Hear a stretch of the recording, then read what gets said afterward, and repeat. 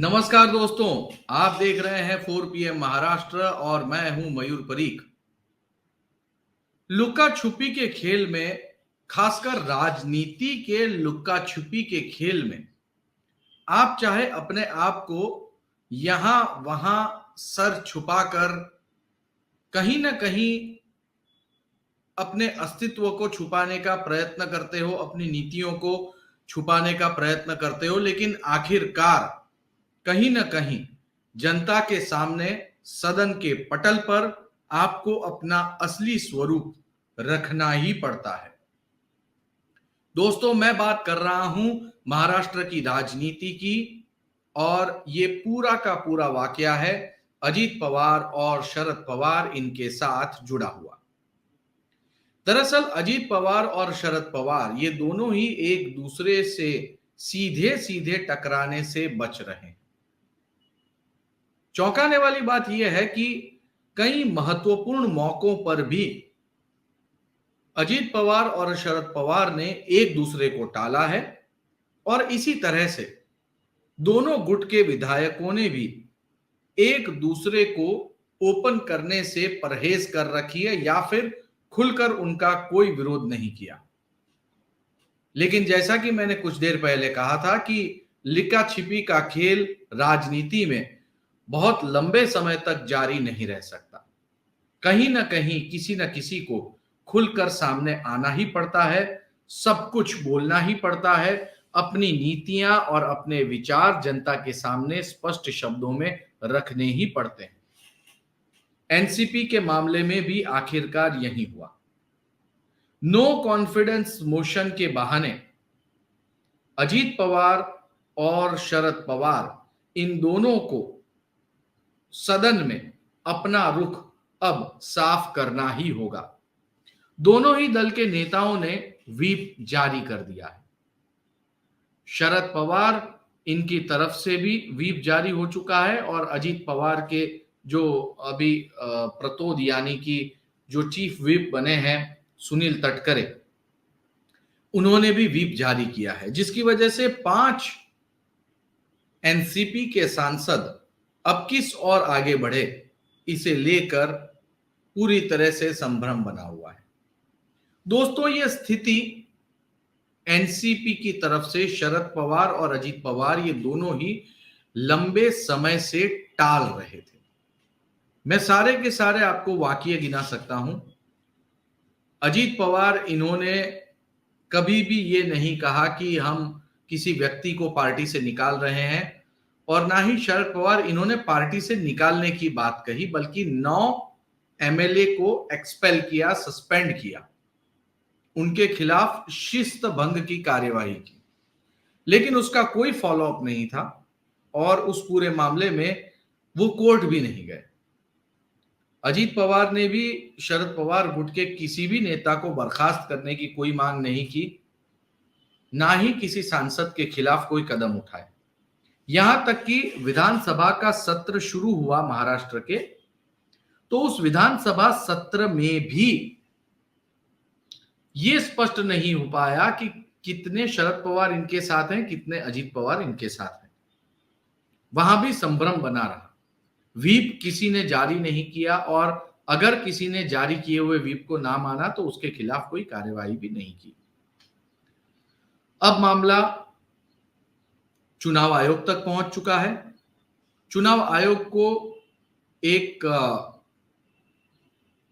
Application मिला है अजीत पवार की तरफ से, जिसमें यह कहा गया है कि एनसीपी पार्टी का नाम और सिंबल ये अजीत पवार को बिलोंग करते हैं। जवाब में शरद पवार ने भी यह जवाब दिया है कि एनसीपी पार्टी में कोई विवाद नहीं है, ना ही इसके 2 टुकड़े हैं, बल्कि ये एनसीपी का अंदरूनी मसला है। ऐसे में जो चुनाव चिन्ह और पार्टी का नाम है वो किसी को भी नहीं दिया जाना चाहिए, वो वहीं का वहीं रहे।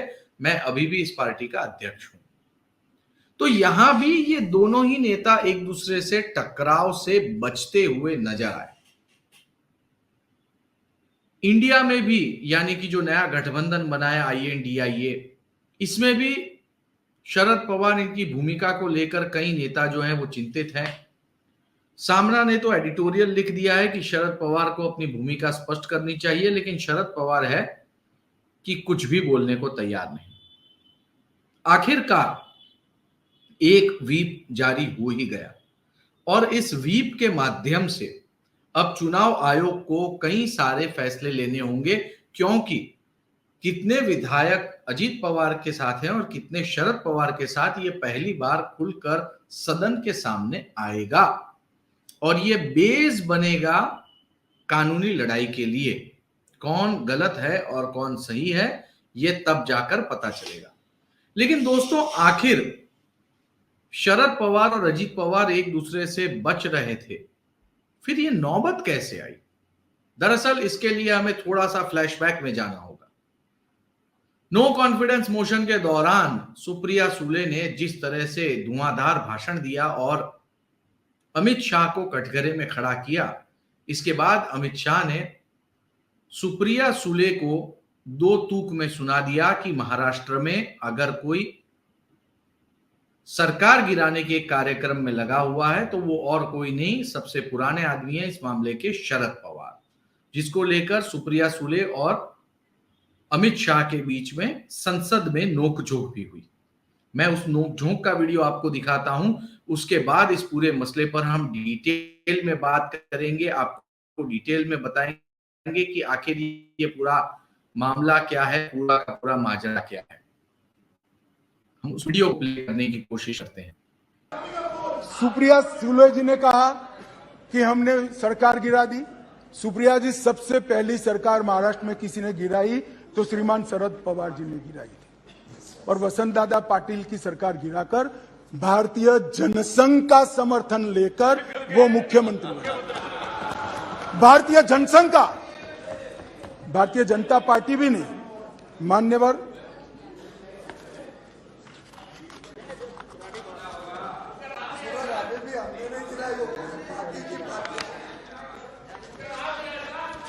मान्यवर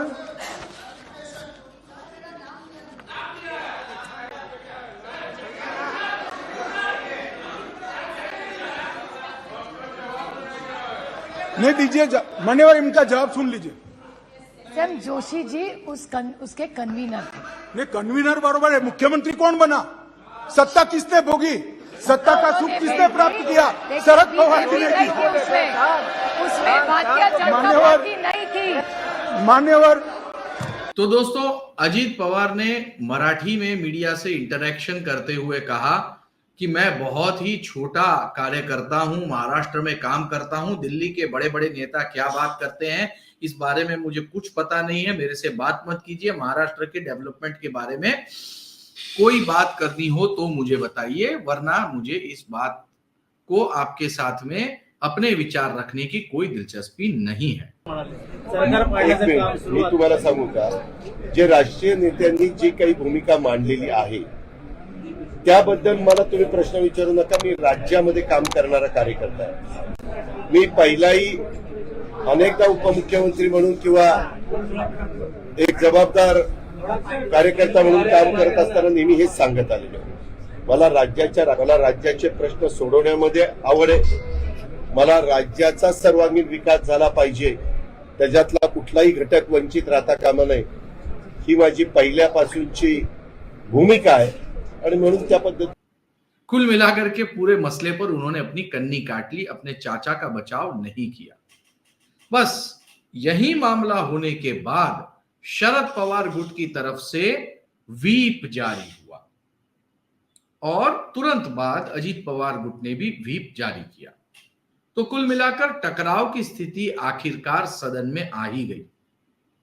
लंबे समय से ये दोनों ही नेता एक दूसरे से बचने की कोशिश कर रहे थे, इस पूरे मामले पर अपना रुख स्पष्ट नहीं करने का प्रयत्न कर रहे थे, लेकिन अब आखिरकार दूध का दूध और पानी का पानी हो ही जाएगा।